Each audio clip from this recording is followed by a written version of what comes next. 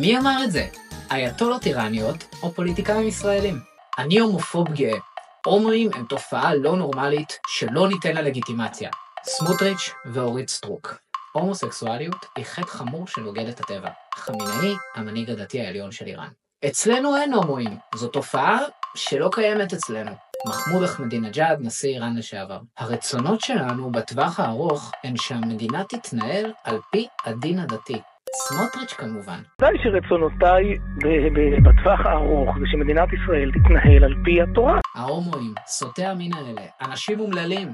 אבי מעוז, יושב ראש מפלגת נועם וחבר בקואליציה. יחסים חד-מיניים הם חטא חמור והמערב משתמש בהם כדי להשמיד את מוסד המשפחה. אייתולה לוטפל הצפלני. אני רואה בהומואים תופעה חמורה. זה נגד הטבע, נגד הדת ונגד הערכים שלנו.